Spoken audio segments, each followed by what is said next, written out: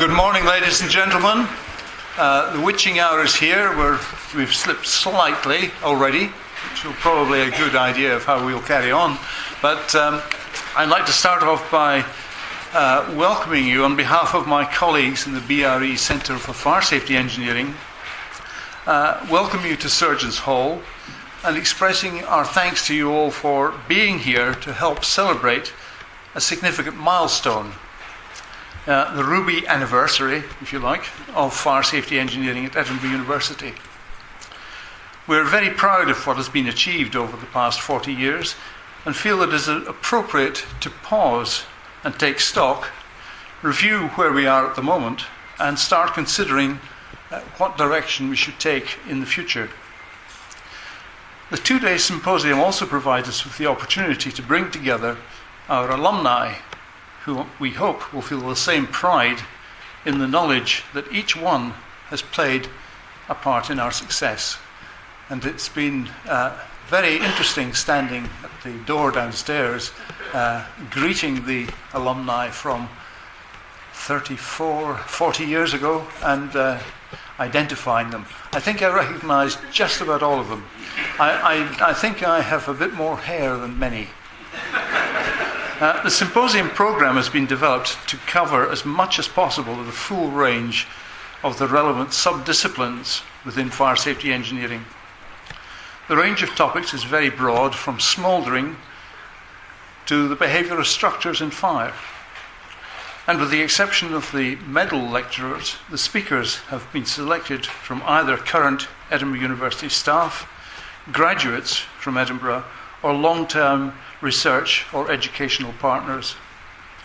It's hoped that discussions during the next 2 days will help us chart the course ahead.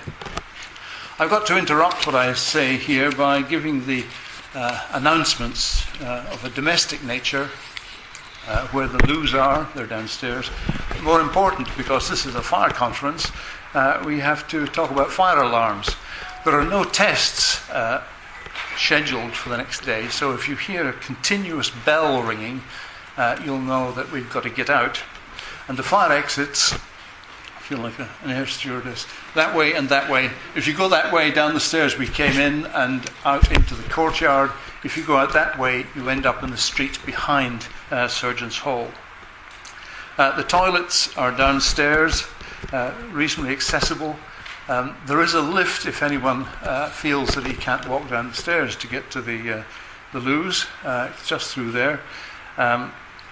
We're fortunate to be in this part of the building, because if we had been in the old part of the building, I would have had to advise the ladies that they'd have to walk about 300 yards to get to a loo, because lady surgeons didn't exist in 1840 or whenever it was.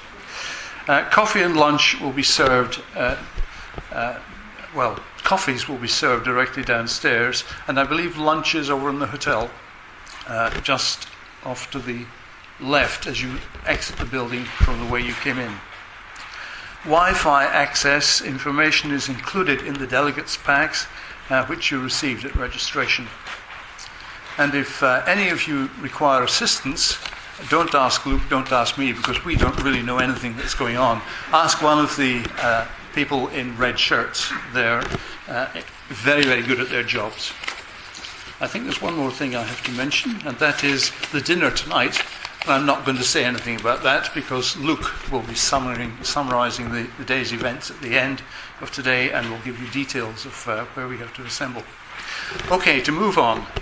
We're delighted that we've been able to incorporate into this symposium 2 prestigious lectures, each of which are associated with an annual award. Tomorrow, the 2014 Philip Thomas Lecture will be given by Professor Colin Bailey on the topic of structures and fire. Sadly, Philip Thomas passed away in January of this year, but he'll be long remembered for his seminal work at the Fire Research Station, which laid the foundations for the discipline of fire safety engineering. This morning, the symposium opens with the 2014 Rasbash lecture. This was established by the Institution of Fire Engineers over 10 years ago as an annual lecture in memory of David Rasbash. We're very pleased to host this year's event on the 40th anniversary of the programme that David Rasbash led until his retirement in 1982. I'd now like to hand over to Martin Shipp to introduce the 2014 Rasbash Lecturer. Martin is representing the Institution of Fire Engineers, of which he is a trustee and a board member, although his day job is Technical Development Director for Fire Safety in BRE Global. It's particularly appropriate that he is with us today, as he is also celebrating a Ruby anniversary. He joined what was then the Fire Research Station 40 years ago. Martin, over to you. Thank you very much, Dougal. Thank you. Right, well, it gives me great pleasure to represent the Institution of Fire Engineers here today. As Dougal says, my post on the board of the IFE is to represent fire engineers, to try and maintain balance with the preponderance of fire officers, as well as a lot of you will be aware, on the institution, and to recognise, of course, the important role that fire engineering is now seen to hold within the institution, which, of course, sounds a bit weird. We are the Institute of Fire Engineers, but, of course, when the body was founded nearly 100 years ago, fire engineering isn't what we think of it today. As far as I can work out, and that's a bit of a struggle, their idea of fire engineering was how to take a water pump apart and put it back together again, and what size of hook ladder to use in a particular incident. I guess things have changed quite a lot. Obviously, fire engineering has become increasingly important over the years. As Dougal says, I find it interesting. Perhaps I didn't appreciate the importance of it at the time when I joined the Fire Research Station, that fire engineering was in its infancy. We were doing work for governments at the time on things that were called deemed to satisfy. Later on we discovered that was fire engineering, but at the time we didn't know that. But as the discipline developed, and I guess the important thing was that over those 40 years, Professor Rasbash and the department that he founded, and of course other similar organisations around the world, have helped develop our understanding of fire, both as a sort of general phenomenon, but also in developing the knowledge base that is so essential for us to actually do the work that we aspire to do. As Dougal says, the Rasbash Medal was introduced both in recognition of all the work that David Rasbash did, but also to provide the opportunity to recognise preeminence in the world of fire engineering. There's a number of medal holders in the audience today, so welcome to them. I guess we almost to ask ourselves, to what extent have we been successful as a profession? Very difficult to judge. I mean, one of the things that fascinates me over the years is what are our key performance indicators as a profession. The fact that we're all here, sitting here today being employed, I suppose, is one indicator that there's something in fire engineering. There's a job to be had. Most fire engineers seem to be able to walk into work, so that's a good thing. Whether it's good beyond that, the only thing I can say is that I guess we're all aware that over 40 years the number of fire deaths has steadily gone down. I remember memorising way back in 1974 that the number of fire deaths in the UK was 1,000 a year. I think last year it was somewhere between 200 and 300. So we've managed to make substantial inroads somehow, and I'd like to think that fire engineering has been a contributory factor towards that. And of course those statistics are reflected around the world. So I think that it now leads me to welcome John to give the Rasbash lecture. As you're all aware, the medal is only given as a prize for producing an important lecture on fire engineering. You don't get it for nothing, so there's a little job to be done first. Most people know John. I don't think I need say much about him. I was intrigued to see that his first degree was in electrical engineering. He then moved into applied maths, doing work on flame spread, which I guess was probably quite a novelty in those days to think that mathematics might be applied to flames. I understand he joined FM Global in 1966 and has been there most of the time up to now, and is still assistant vice president with that organisation. And of course in that time he's played a major role in developing fire engineering and fire science that underpins fire engineering, looking at flame spread, pool fires, the development of computational fluid dynamics modelling, or the underpinning knowledge that goes into that, and of course flame radiation and heat transfer in flames. A lot of the key issues that underpin the knowledge that we use in actually doing our day-to-day jobs as fire engineers. So I'm extremely pleased to welcome John and invite him to give the Rasbash lecture. Thank you.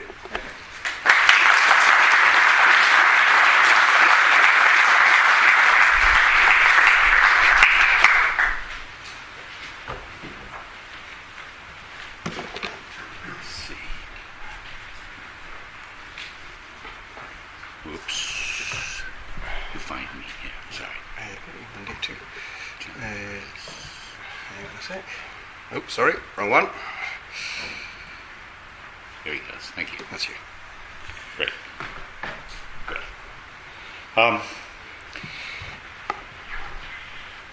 I feel very honored to have been invited to give this talk. I'm engaged.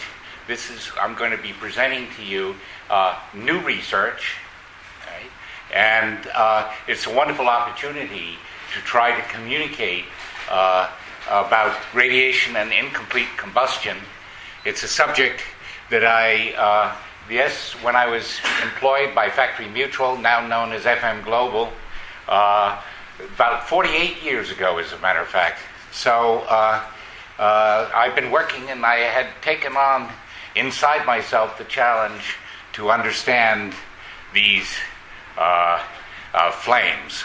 And so this is a lifetime of work that I'm giving you the most recent results. This is a real opportunity. We have about in 1983 or so, David Rasbash came into a laboratory in which I was working, and we were measuring the volumes of pool fires that we were supplying at different rates, gaseous pool fires. And it was a particular memorable meeting. Here David was coming up, and he immediately recognized the nub of the problem. And you people who know Dave realize that he always got to the nub. And the question was, what's the volume of the fire, and what relationship does it have to the overall heat release of the fire? And we both believed that they were proportional. We thought, or guessed, they were proportional. But we didn't know that. They were very difficult measurements. It's very difficult to measure the volume of a pool fire and the flames. So this sat. We measured it, and we had the data that showed that they were proportional, but the various theories at the time didn't say so. The various theories were saying that the volume went with a 6/5 power. And so this work just sat there not being understood, gnawing at me, okay, up until about 5 years ago. And then I began to understand it. And so I presented a paper a year ago or so, on showing what the mechanism of the buoyant turbulent diffusion flames, and showing that it was a Rayleigh-Taylor instability. Now, you guys probably don't know what that is, okay? But a Rayleigh-Taylor instability is when the gravity works on the flame itself. The individual flamelets, the Rayleigh-Taylor instability, turns them over, and this is most intense the smaller the scale is for these buoyant, truly buoyant flames. And so this is the action that actually causes the combustion, because it twists around the flame and gives a straining rate that causes the combustion. And this Rayleigh-Taylor instability drives you can see from theory and from measurements that in this paper you can see that the Rayleigh-Taylor that this is most intense. And once you realize that it's most intense at the scale of the flamelet scale, then all of a sudden all this other material becomes more or less obvious. Okay, the whole thing becomes obvious that the burning rate per unit volume should be roughly a constant. We get a number similar to the number that David suggested. Now we get so this is the heat release rate, and what you get is this is the scaling time, which is related to the buoyancy and the diffusivity, the gravity and the diffusivity, but of the local flamelet. That's what's driving these flames. All right, and now the radiant fraction, because the radiant fraction is independent of the fire size, and the incompleteness of combustion is independent of the fire size. These were known empirically. These were known empirically for a long time, but we didn't have an explanation for it. And so now with this study, we have an explanation, and now I go forward. So the purpose of this thing is to go forward to see and understand better what these radiant fraction and incompleteness of combustion are. And I actually hope I work you a little bit, okay? And so you'll see some equations here. And so I'm going to go forward, and but I want to show you very briefly what we're going to cover. We got the Rayleigh-Taylor instabilities. I've just discussed that. You have the smoke point, which characterizes the sootiness of the fuel. Then we have present as sort of a diagrammatic way of looking at the flames in terms of their temperatures, etc. And then we put some mathematical model here. It's a simple model, but basically, but you still need some mathematics to get it to be really quantitative. All right. Now, now we make a comparison of the model with experiment and air, and you'll see that we do a pretty good job with that. And now we do some correlations, and we're interested in not only in burning in air, but we're interested in burning in other atmospheres where the temperatures can be quite a bit different. All right, the flame temperatures. And now we express this in the very end, the radiation absorption coefficient, in terms of some very simple variables: the heat of combustion, the air to fuel stoichiometric mass ratio, and the smoke point height here. We make some recommendations. So that's what I'm going to give you. And now we will go forward. I want to just give quickly some definitions. Most of you know what a radiant fraction is. I assume you've been in the fire field. You know that maybe many people assume it's 30%, but it does vary by the type of fuel for these big turbulent flames.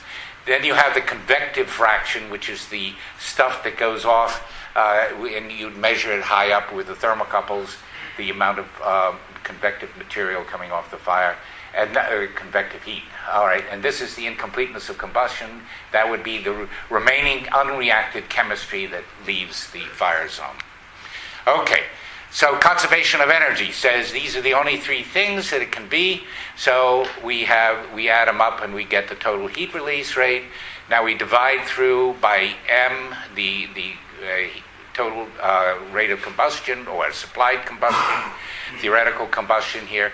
We divide through, we have the fractions equal 1, and now we just look at this equation, and you'll see this equation in different forms many times in this talk here. Now finally, I want to just introduce in terms of definitions. That's a heat of combustion. That you have, this is the enthalpy rise over the ambient enthalpy. It's the thermal enthalpy rise here, and for the flame. And this is the heat of combustion per unit mass of fuel. This is the total mass of combustion products per fuel mass. So that's the stoichiometric ratio. So now we have just some basic definitions, which I'm hoping that most of you are familiar with. If you are, then you should be able to hopefully understand much of what I'm going to talk about. Now we're going to try to give you what is the smoke point. The smoke point, all right, this flame is just at its smoke point. We show 4 flames supplied at different fuel supply rates, coming off you could say a little gas here, or it could be candles, but having different flame heights. And the smoke point is the maximum height which just does not release smoke. Well, here I have it just a shade above, and you can see the smoke coming off, just a little trace of smoke coming off above this flame. And for this particular fuel, this will be the smoke point flame height. And so that's it's well known. We know also that this characterizes the rate of soot formation in for that fuel burning, in this case, burning in air. So it's the rate of soot formation, or the rate at which the soot is being formed here is characterized by the smoke point, and it's correlated in a very simple way by inverse to the inverse of the smoke point. So the rate of soot formation, and we see this plot here. All right, this is a plot is where we show the incompleteness of combustion here, the amount of the fraction of the chemistry that didn't get burnt of the fuel, and this is the release of the soot particles, or particulate release, the energy contained in those. So the chemical energy contained in those. Okay, so now this is correlated by the inverse, so we get smokier and smokier fuels as you go this way, and this is an empirical correlation. I cannot explain exactly why it follows this logarithmic relationship. However, it's an empirical relationship. It comes from all the release measurements were made by Archie Tuarson at FM Global in his FPA, and all the smoke point measurements, these were assembled by Yee and Sunderland from many different investigators. And so the scatter, I think this a certain amount of the scatter is experimental scatter. Because it's from many different investigators, and so you see, but the correlation is really pretty good. Now let's understand. Now I want to understand a little bit more what this fuel is doing, what's going on here. This one is supplied with not enough fuel to reach the smoke point. What happens is a certain amount of soot is being produced in the flame, but the ability for the air to oxidize it, not that much is produced, and the air can be oxidized by the oxygen, and it gets all oxidized, and then you have no further smoke coming off here. This one, you've increased the fuel flow rate, but you've also increased the fraction converted to soot because you've given it more time. And so now it goes up here, and here the air and the oxygen can oxidize this, and it just manages to oxidize all the soot that was being generated. Here we supply it with even more fuel, even greater fraction is converted into soot, and the air is insufficient to oxidize it. We get this amount, and here we get a copious amount of soot coming off because it has the highest heat release rate. A very important thing to know and to understand even this talk is to realize from our measurements that if you were to measure the effective temperature at this point, and you measure the effective temperature versus height, the effective temperature at this height, if you actually have some flame there, is about 15 or 1600 degrees Kelvin. So the temperature versus height remains invariant to the overall fuel supply rate here. Of course, here it never gets down. Here it starts off at 2200, let's say, Kelvin, and it drops down maybe here to 19 or 18 100 degrees Kelvin here, and then all the soot is burnt out. So here, because the temperature drops below 1500 degrees Kelvin here, it can no longer oxidize the soot, and so the oxidation is turned off at about this height, and for this for this fuel here. So that's where the smoke point height. At the smoke point height, the flame in this case is about 1500 degrees Kelvin. Okay, and that's a very important number, by the way. 1500 degrees Kelvin or thereabouts is the temperature at which oxygen can still be decomposed and forming OH, which then oxidizes the soot. All right, so this is very important. It's really controlled by the ability of the oxygen to be destroyed at the higher temperatures and form OH. So that's okay, I'm going to go forward. I've summarized here the very important inputs for this entire discussion. These were known for 30 years or so. 25 years, 30 years. Now I want to give you the first picture, really, of this particular study here. All right? And now we're only interested in looking at the flames in a global way. We want to understand, with every time throughout the study, we're looking at the flames, we're interested in how do you characterize the overall flame in terms of its radiant fraction, its release of soot, or incomplete products, its various characteristics. So I'm going to look at it. And I'm just giving you a typical situation. We have diffusion flames, we have air. I sort of make it very simple with fuel here and air, and now we have a diffusion flame, and this is sort of like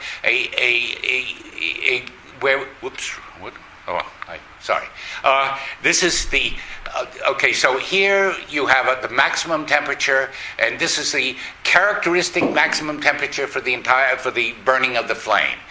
This is the characteristic radiative temperature of the soot.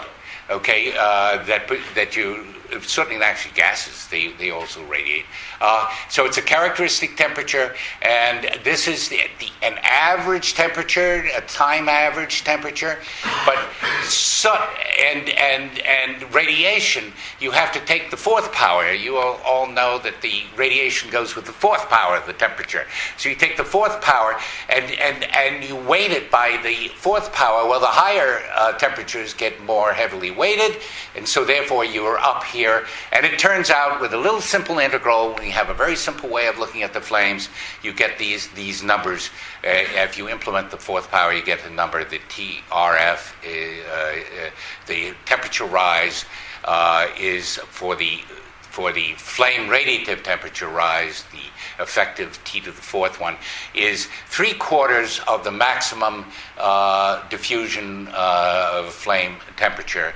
And so we build this in. This comes from just looking at the flame, recognizing that the radiation is not coming only from the top of the hottest point is coming from something somewhat below, and now trying to get this to be roughly meaningful from a quantitative viewpoint.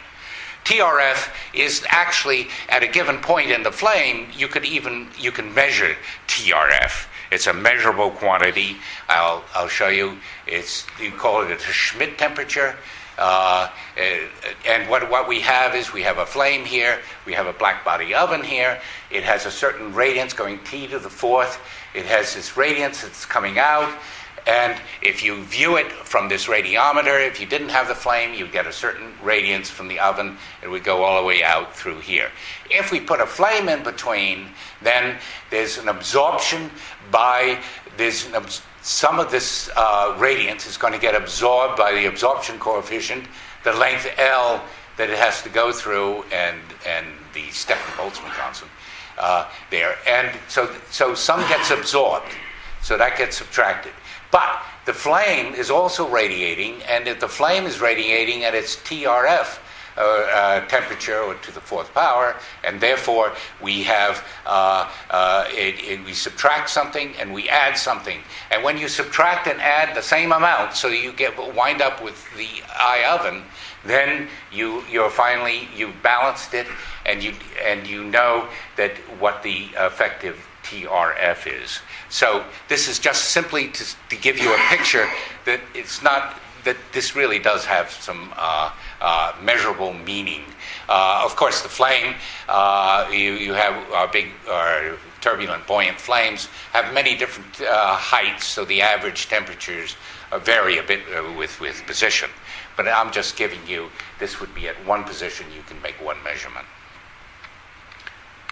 Next slide. We want to look at this from an energy viewpoint. So we want to just, it's fairly simple.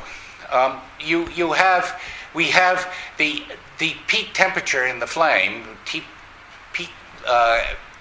temperature there is reduced because there's been a lot of radiation. There's a chi-R. So we reduce that temperature, and that's, if we have the overall height here being unity, and chi-R then is the fraction the fraction that is radiated, and this fraction down here is what is going to be in the flame or going up and out in the case of chi and the convection. So this is the fraction that's radiated, and this is the fraction that stays within the flame while it's burning.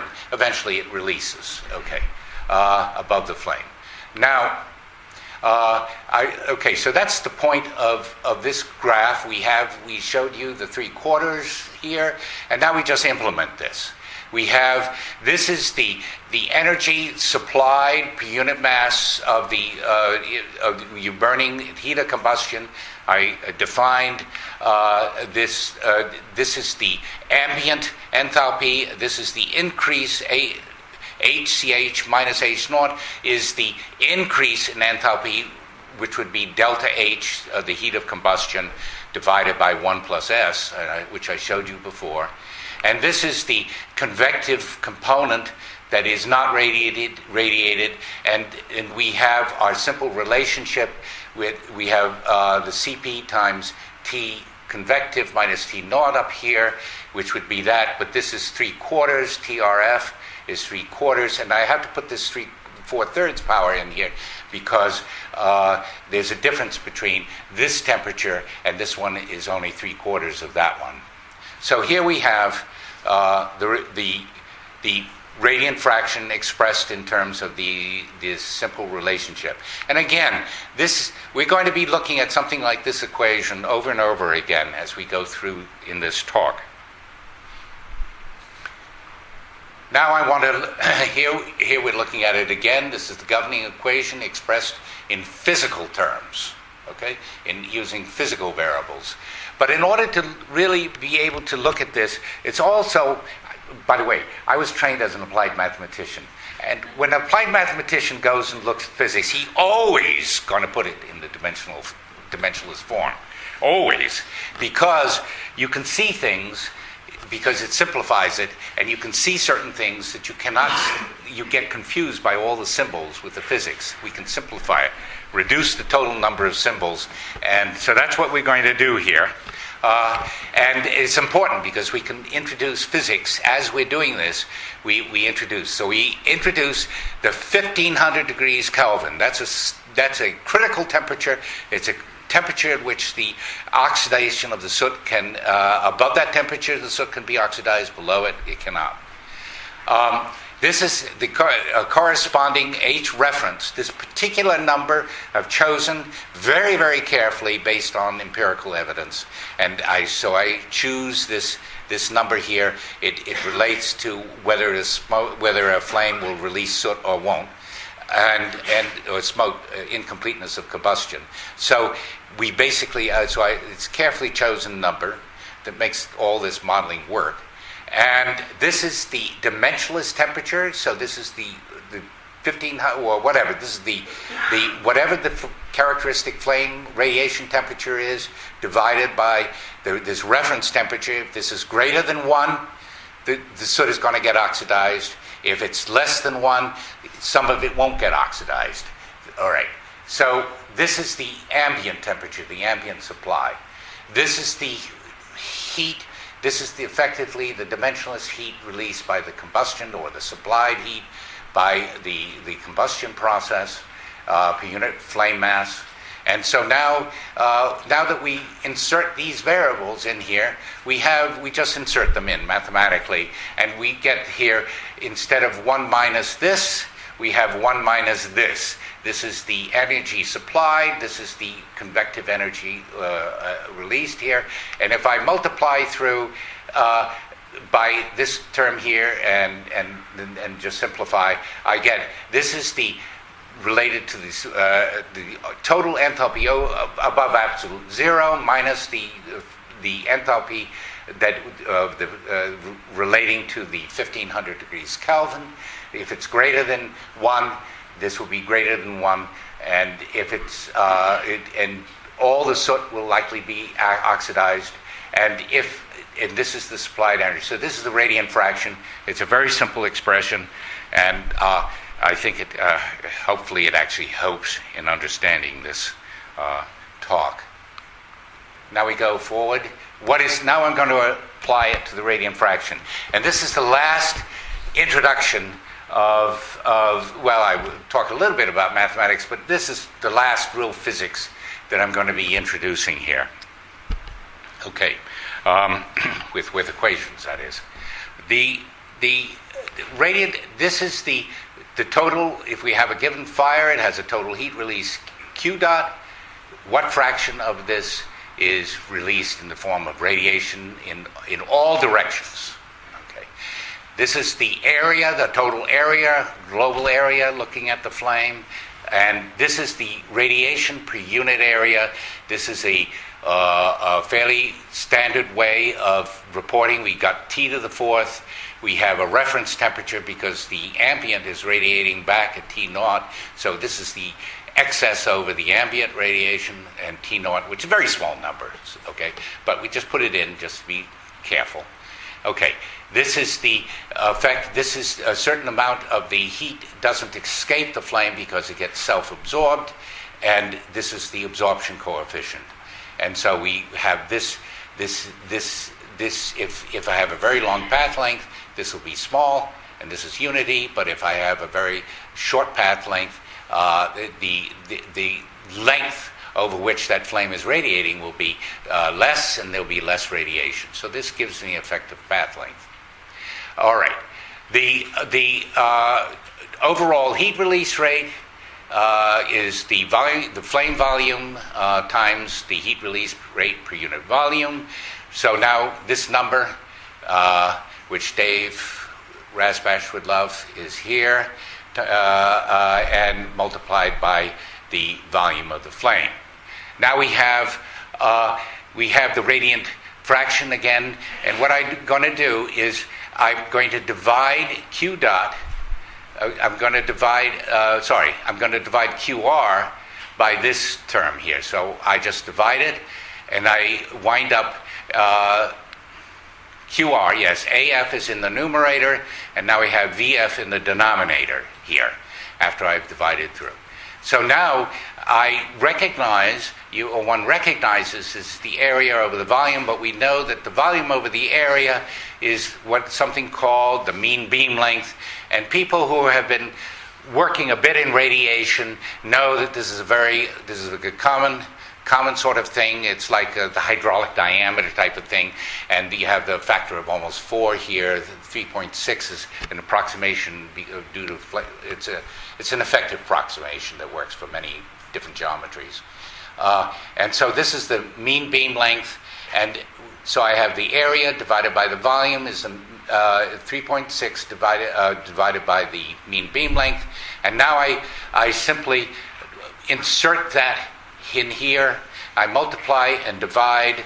I am going to multiply and divide by the absorption coefficient here, in here. So I divide here, I multiply here, and I can substitute for this volume over the flame area. I can substitute the mean beam length, so I have it here. So this is my expression. It's a simple way of looking at it globally over our flame. And in the case of a very short path length, this thing goes to unity, and so we just get this expression here. And this is a key absorption coefficient which is needed for practical purposes if you want to actually calculate radiation from flames, and you know the flame length over which the radiation or but you got to know the absorption coefficient to actually predict radiation. All right, we go forward. I note here, the flame radiation comes from both soot and gases. You've got to be aware of that. If you had no soot, you still would have some flame radiation. All right. Okay. So now I'm just going to combine that last slide. I just incorporate this term in here into the mathematical expression. And so I have the same sorts of things, but I just define this as U, capital U, and this is like a dimensionless absorption coefficient. All these terms are known except for the absorption coefficient, kappa. Okay, so here, so this I know the reference, I know this, I know the Stefan-Boltzmann constant, so I know these terms. And so now I have U, and I put this in dimensionless terms, and I insert it in here. This would be the effective t to the fourth, and this is the ambient, and this is the absorption coefficient. So now I've extended the equation to include the radiant fraction expressed this way, the radiant fraction expressed this way, and the radiant fraction finally expressed in terms of the actual absorption coefficient and the emitting particles. All right, next. Now I'm going to define a term. It's a very important term for this entire presentation, and I call it mu. Okay, and what it is, we take this expression here, the radiant fraction expression, and I want to look at the meaning of the zeta, or the temperature, and so I take a term which I say the temperature, I make this unity here, and I subtract this unity here, and then I just correct it by having 1 minus unity here, 1 minus zeta here. Okay, so now I define this term as mu, but mu can be interpreted purely in terms of physical quantities that I know. I assign, I know this number, H reference, 2.79 kilojoules per gram of flame. This is the heat of combustion, the supplied heat of combustion per unit flame mass, and so this is an expression for what mu is physically. So I know it physically. So that gives me a type of reference, okay, and it's related to the supplied chemical energy. This term here is, if zeta is less than 1, I'm going to have, it means that the flame temperature, the effective radiative flame temperature, is less than what it needs to be if all the soot is to get oxidized. So that means some of the soot isn't going to get oxidized. So somehow it's related to the incompleteness of combustion. I can only say that I'd expect the incompleteness of combustion to be proportional to this. But it turns out, for some reason, that I don't have a proportionality. It comes directly out, and we'll investigate that further. Okay, so we have this simple expression that the radiant fraction is equal to the supplied excess plus the incompleteness of combustion. It just turns out that this expression is not only proportional. I'd expect it to be proportional, but I didn't expect it to have unity there. All right, but that comes out of the study. So that's our definition of mu.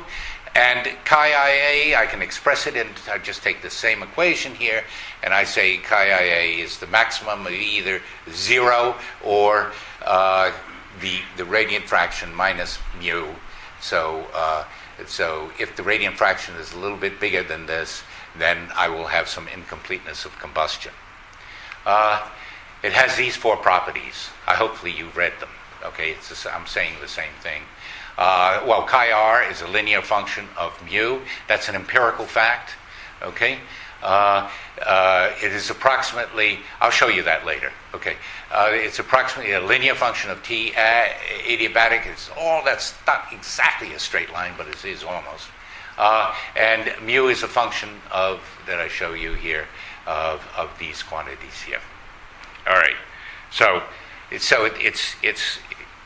Well, that's as much as I can say about it at this point. Now, we're going to look at 3 cases. First case, where the flame radiation temperature is very high.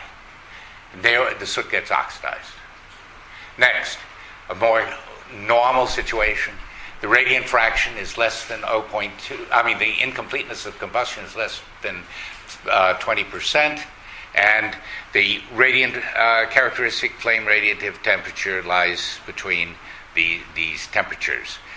All right, and the peak temperature of the flame is greater than 1500 degrees Kelvin. These numbers here, by the way, I have a few measurements of numbers, but I don't have a lot of measurements of numbers.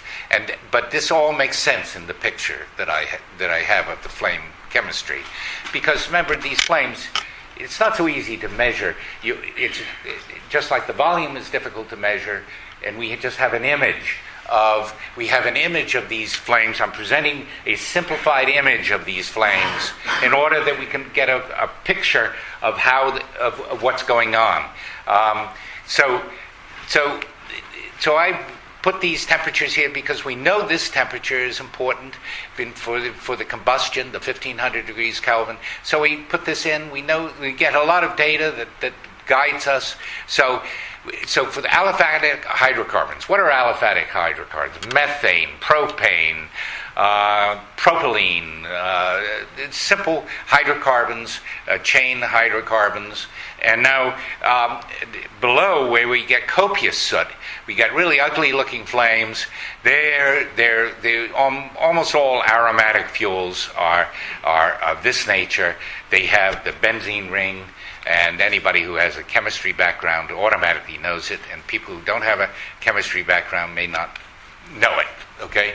But basically, they fall in these categories here. An example, polystyrene is a very copious, sooty fuel, and that has an aromatic ring in it. Benzene has aromatic rings, so those are examples. All right, so now we're going to look at the case one.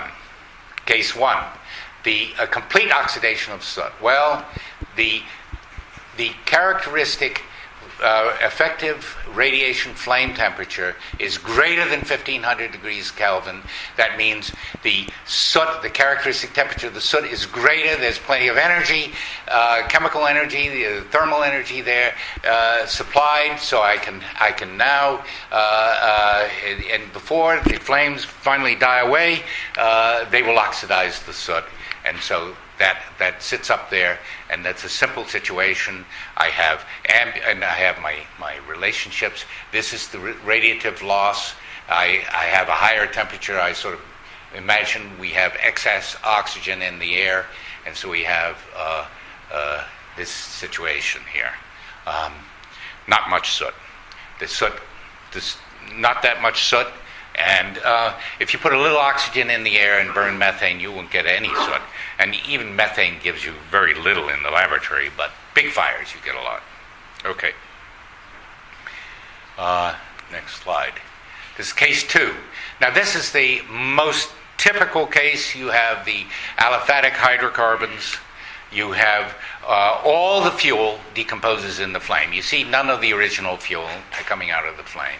None of the stuff. It all goes up in there, and the carbon, and some carbon forms, and some soot doesn't oxidize. Okay. The effective flame radiation temperature is below, so all luminous flame have soot in them. Okay, that's what makes them luminous. But in this case, some of that soot just didn't get oxidized. So because the temperature was a little bit too low, and these are sort of typical numbers here for effective flame. I've measured a couple of these with George Markstein. So we have this situation. I was always interested in the temperature of these flames, but it's not easy to measure. But we got some measurements for ethane and propane, and we got some measurements, and they were in this region, 1350, in that range. All right. We also, I'll go next one. Whoops. Oh yeah, I want this one. Okay, so let me go back just a little bit here. I want to take you. Okay, I want to take you to this equation. This equation, we have this, and we have this term here, and this term here. Okay, and I'm going to apply this, and we're going to look at this experimentally with experimental data. All right, and I've given you an interpretation these are for the first two, case 1 and case 2. Case 3 we'll talk about in a minute. Okay. Now, here is the case 2. All right. Case 1 would be there would be no incompleteness of combustion. So in case 2, we look at our flames. These are good measurements here, and it's remarkable to see that this modeling. So this is methane, ethane, propane, ethylene, propylene, and it's a pretty good match. We just take of this equation here. These are all measurements, so I'm pretty happy with that. All right. Now when we get a large amount of soot formation, problems arise. All right, and we're going to have to. We're not quite so certain, but we can interpret them a little bit. We got some big help. For the next slide here, it gives me a big help. In 2004, Archie Tuarson published a paper in the Fire Safety Journal, and in there, he showed the radiant fractions. These were all measurements he did in the FPA, and what he did, I have to tell you, he supplied heat from the heaters, all right, and he measured the incompleteness of combustion. He measured the convective release with thermocouples inside the duct, right where it went into the duct. And he now added those up, subtracted the supplied heat by his heaters, and then he came up with, you'd have to say, estimates of the radiant fraction.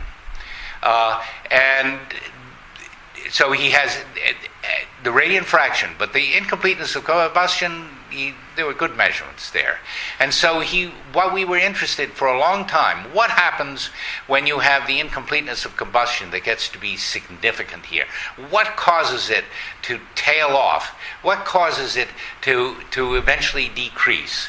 And both he and I were fascinated by this for years. And he finally went ahead and made some measurements. And I was really very surprised to see it. And what he did, he took some really ugly fuels. He put, halogenated things. They're really ugly. They sort of, I wouldn't want to be near them. And he took these ugly fuels and he made these measurements.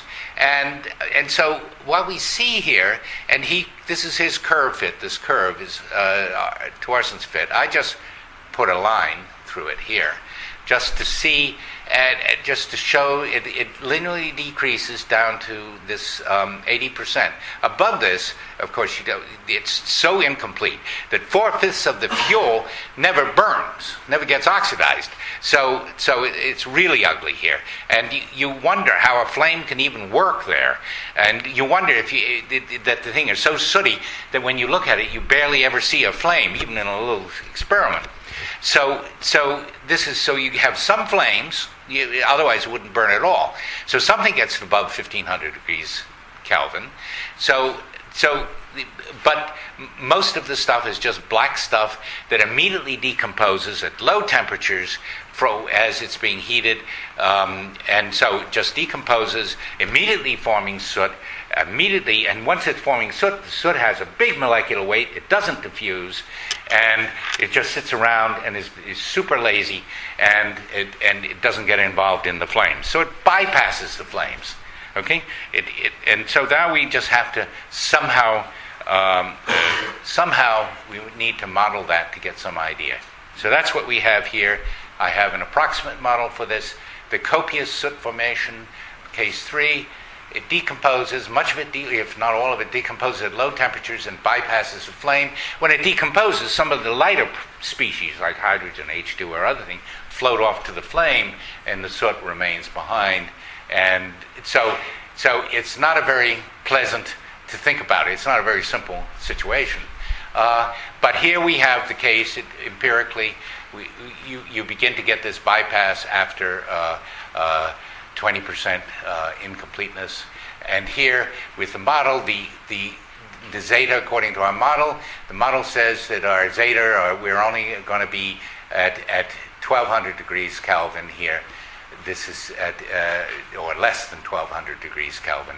So this is at 12, or 12 roughly, or equal to, at 1200 degrees Kelvin. Now if it drops below 1200 degrees Kelvin, by this simple diagrammatic model, it means the convective temperature is below 1500 degrees Kelvin. That means you definitely don't have complete combustion, because even the flame is going to get extinguished in parts, partially extinguished, because it's not hot enough to get oxidized. So obviously it's fluctuating, so some is above and some below. But so this picture is of a flame that's sort of limping along. You expect to get some clumps of real soot in there coming out, and that's actually been measured. That they measured that you get some of this relatively cold soot, even in the flame region. Okay, so that's the idea. We now model this, and this model is not completely perfect by any means, but I say that anything above 20% is bypassed, goes out, and so this is the fraction that never burns and never even gets involved in the flame, and then I insert that fraction in here. We take our equation. I'm not going to. Okay, and we just manipulate this equation. I still have the same heat release supplied energy term here. It's approximately this, even though some of it gets bypassed. Also, the oxidant ratio gets reduced because the remaining stuff that does burn, I have less of that. So now I have same terms in here, and now I apply my equation, but in this case I have to apply it this way. This is the material that was bypassed, and so I finally, and I say, but the material that is not, that doesn't burn, I can't really drop much below 1200 degrees Kelvin or for TRF. So therefore I have this expression here, and I apply that, and I get this. This is what the model is predicted, but the empirical thing, the empirical equation says, Archie's empirical result tells me that it's going to be this. So I apply this expression. I just had to put in this 0.8 and increase this term so that it works smoothly. I make it smoothly continuous, and I have it here as continuous, but here I had to introduce the 0.8, and that's an empirical introduction that I don't have a good theoretical explanation for. And now we take this and we apply this, and this is surprisingly good. Consider acetylene, has 50% radiant fraction. We measure that many times, and we got up there. 50 can be even a little bit more at times. Acetylene, and this is really very surprising that I can predict this well with the approximate model here for the bypass material. So I'm happy. This is a very important result of the thing that we have. We can, knowing the incompleteness of combustion, which can be measured in the FPA rather readily, and we can then the radiant fraction cannot be easily measured in the FPA. It's a difficult measurement to make. You have to make it at a bigger scale with radiometers, and it's more difficult. But the incompleteness can be measured, and therefore, from the incompleteness, and knowing the heat of combustion, and knowing the stoichiometric ratio, if you know the chemistry of the material that's being burned, you can determine the radiant fraction, but you have to empirically measure the incompleteness of combustion, which tells you it relates to the smoke point. If you know the smoke point, you can do this. So you can start with a smoke point or an empirical measurement of the incompleteness of combustion, either way. So now I'm going to give the final part of this lecture. This is a very important result, and we have some more things that we know. These are some very interesting measurements that we did about 30 years ago, 20 years ago, that here we measured the radiant fraction for 6 aliphatic hydrocarbons, and they all turned out. I cannot. This shows the extent of the measurements. We vary the oxygen and nitrogen in the ambient, and we add sometimes nitrogen to the fuel itself, so we can vary mu over a wide range, and to see that, and they all turn out to be linear, and it's really surprising how linear it is. These measurements are, and I just indicate the part in air where air lies on these curves. Okay, so these are some measurements. The quality of the measurements you can see, or the quality of the correlation and the measurements together, it's really surprising to get a comparison that is that. This is the deviation of all fuels, all measurements. There are many, many measurements here, and with that formula that we had up there, this is a weak dependence on the stoichiometric ratio. That's weak, but this is the principal one is this mu, and that's what's shown here. And this is the radiant fraction in air with the difference in mu and from air, and these are differences from air, which would be given with the dots. And this is an effect which isn't shown on this graph, the extent of it, but it's small, but it's measurable. And there's some good theoretical reasons why it has this form with the stoichiometric ratio. All right, now I take our original simple equation, or a simple equation of mu and the temperatures, and for these gases, and I take the measurements, and I just apply the radiant fraction. I know what zeta, I apply an equation. I have to go back all the way to 12 to get there. Sorry, I forgot to put it on this slide.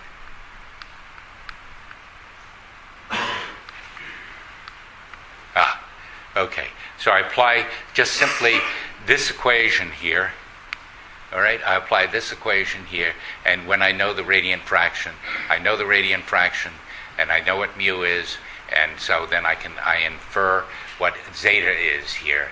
I infer zeta, I get mu, and so with these two equations, I get that expression of the flame temperature. So I know the flame temperature really rather well. There we go. I know the flame temperature global. These are global temperatures rather well. And you see as the energy increases, as the supplied energy, chemical energy increases, or the excess energy is increased, the temperature goes up. But it levels off at lower mu, and it levels off at about 1200 degrees Kelvin. And this is 15, and they lie just below. For methane, it lies just below the 1500 degrees Kelvin point. And so there's our thing. This is the adiabatic. I just put the adiabatic temperature versus mu. It's almost linear. We go next slide. This is, I now incorporate, I take this equation, so I now introduce what U is, and I solve that. I know my radiant fraction, I know my effective temperature, and so now I solve for U, and U goes, it loops up like this. And this is the absorption coefficient. And the absorption coefficient at low temperatures, soot, is hard to form. It doesn't form very rapidly. At very high temperatures, there's chemical reasons to believe that it doesn't form very well, because for chemical reasons, but also it gets oxidized more readily at high things. So you'll get less. So some of it's due to oxidation. The chemistry, the fact that we're really looking at different chemistry here, the different fuel chemistries, is shown clearly by these somewhat different curves. They're not all the same. Okay. And that's chemistry, which I have nothing to say about. I'm not a real chemist that looks into all these individual reactions. So this is the area for the chemist to gradually understand Now we find the last slide, the last piece of work here is I said, well, we had this thing here. What can we do in terms of understanding? What can we do? And I tried to fit a formula based on my intuitive and my various understanding of this. And so this is my formula that I would apply if I had to guess. And I plotted out this formula here. And for this value of this absorption coefficient. But the advantage of this is that it tells me about the various characteristics of these flames in terms of the smoke point. And so if I start with the smoke point, I don't even need the incompleteness of combustion.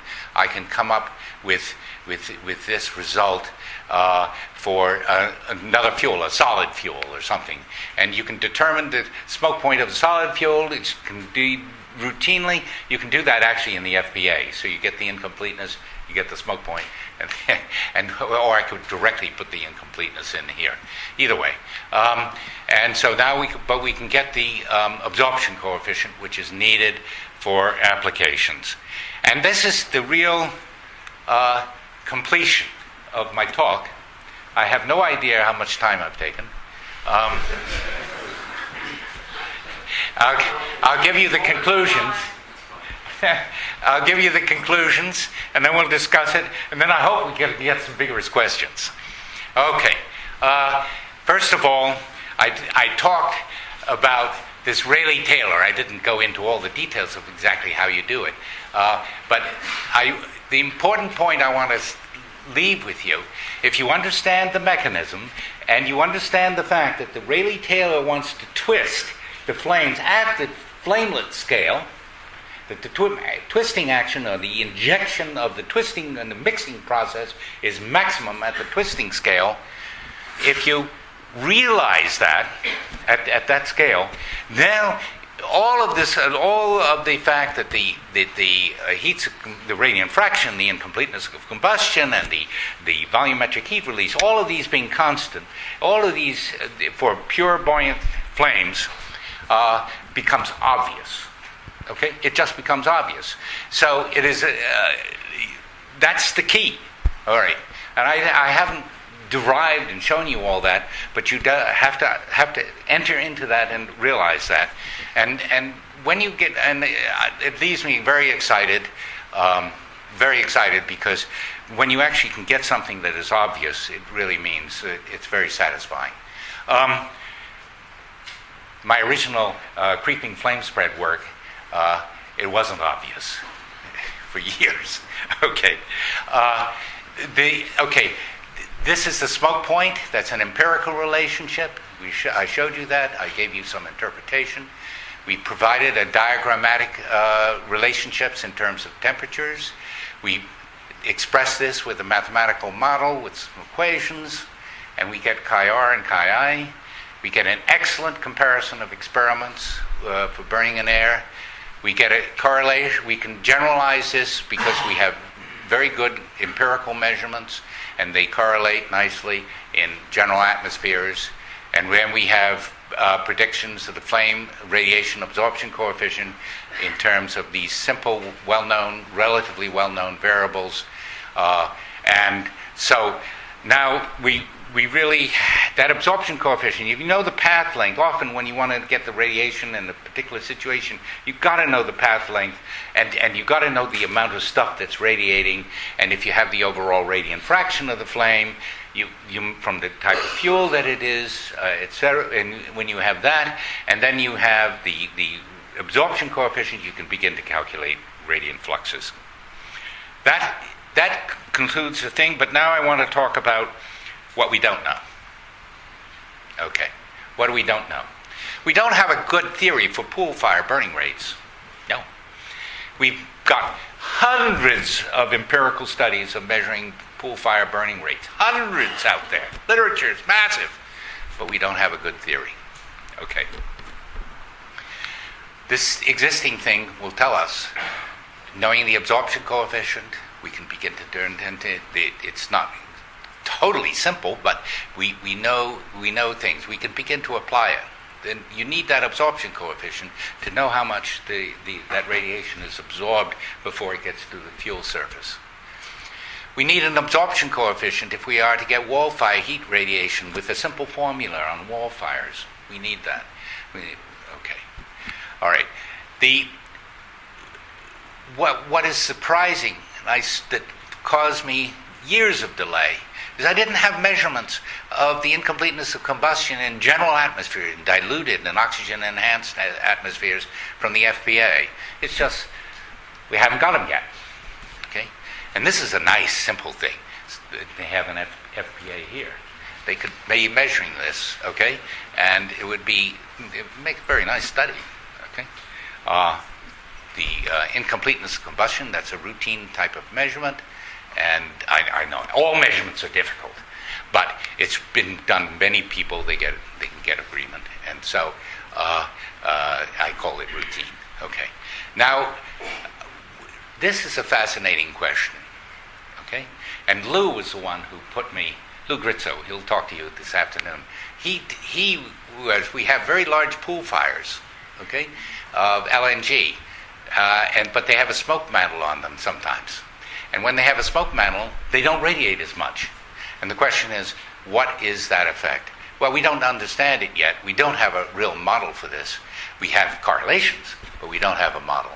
And to give a deeper understanding. And now this is the biggest one. To measure and model the effect of wind on pool fires for pool fire burning rates. Everything I talked about was pure buoyant. Everything. Okay? But many fires are influenced by the wind or I would say the vorticity coming into the flames. That vorticity is not being looked at by researchers anywhere near as they should be looking at it. And it's that vorticity that then causes the burning rates to change. It's the vorticity that is the key to understanding this. And so I think in the future, as we learn more about these flames, the researchers will be looking at vorticity, because the vorticity is going to tell us many new things, and many of the interesting things with the flame wiggles, etc., are all coming in from the vorticity. So there's a big area of fascinating work, and I think we've all looked at a fire in a fireplace and said, how fascinating, how these wiggles work. You can't understand that without understanding vorticity. So that's my final comments. I hope I've made you work.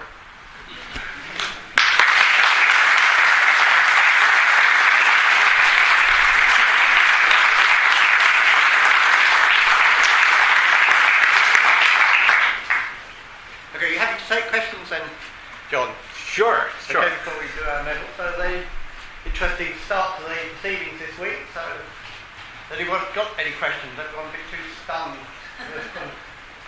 Great. The extinction at the soot point height. Right. Is that dilution, radiative extinction? What's going on locally there? Okay. It's. Let's put the picture up.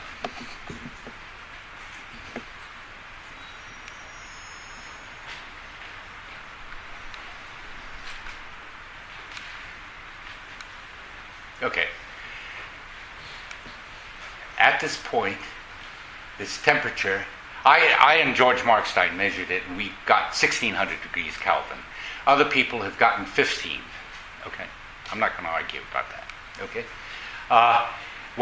but the important point is that this flame at this height would have the same temperature as this flame at the same height. Okay, if you measure the flame. The average effective soot radiation temperature, the average effective, we took a slice and measured the horizontal slice through there, the temperature. So we know that the oxygen can't react if it drops below the air. The oxygen in the air doesn't react if that temperature drops below 1500 degrees Kelvin. It's 1600 degrees Kelvin. So the oxygen turns off there. Okay? And therefore, anything beyond that, up to this point, diffusion is controlling. It's the diffusion of oxygen that's controlling. The oxygen gets there, but if it doesn't get tickled enough by the heat and the other things, it won't react. Okay? It doesn't decompose, and therefore it can't react with the soot. So,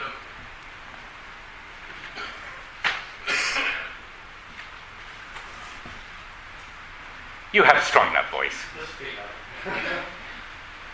most other extinction situations, the same 1600 degrees applies, Right. but the flames are typically blued out and, not copious amounts of flame. Ah. Yet we seem to have the same thing Okay. going on in Okay. places. Okay. If you have, if you take a fire, okay, all right, and let's say you have PMMA, and you burn it in an atmosphere that is vitiated with nitrogen. As you drop the temperature down to 1500 degrees Kelvin, everything turns blue. Okay? Maybe a little bit before that, but it all goes blue. Why? Because the soot doesn't form. The soot is a function of temperature. The soot formation rate is a function of temperature. So that is very clearly a temperature-dependent thing. You do not get no meaningful soot forms, okay? And so therefore the flames are no longer luminous, they're blue, right? And that's a very distinct thing. And this is with many fuels, okay? Now, so that's what's happening. Now, you've done some nice work where we have, 1713? If you have a stoichiometric temperature dropping beneath the 17, the flames tend not to burn. That's very nice work. And I don't think this is necessarily all that inconsistent, but that number is there for those. A premixed flame won't burn if it's adiabatic temperatures below 17 something. Okay, that's not really what we're dealing here. We're dealing with the oxidation of soot. We're dealing with the buoyant turbulent flame, or oxidation of soot in this case with these flames here. Okay?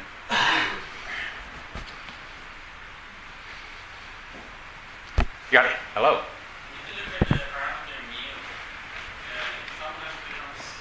If you look at the parameter mu, it sometimes becomes negative. I was wondering, what is the meaning of a negative mu? The meaning of negative what? Mu. Oh. Parameter mu. All right. If mu is negative, it means that the psi chemistry, CH, is less than unity. Okay? That's what it means. Right? And it means that, I have to think, I'm sorry.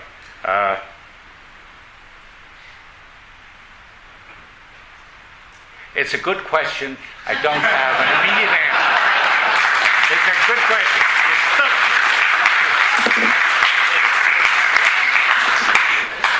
I don't have an immediate answer, okay? I don't want to say something wrong. Okay, thank you. That sounds like one of the classic questions that needs to be discussed later during the coffee break. I have to think about it. Okay. It's a very important question. I've asked myself that question, and it took me a long time to understand the meaning of mu. Okay? It came out of the experiments. It came right out of the experiments. I knew that mu was the key thing, because if chi r, okay, if chi r is equal to mu, it means that you just is the borderline of not forming incompleteness of combustion. Okay, so I know when chi r equals mu what it means, but when mu actually equals 0, I don't have a simple interpretation. Okay, I think we're going to go on to close. I think time's ticking on. So thank you very Good. much, John.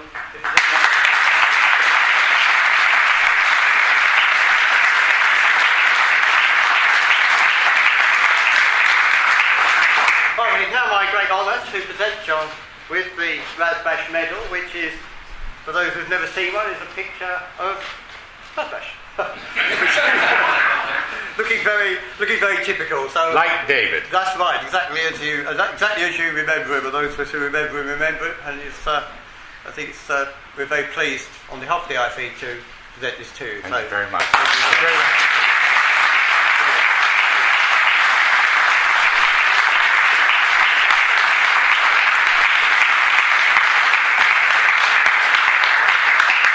Okay, now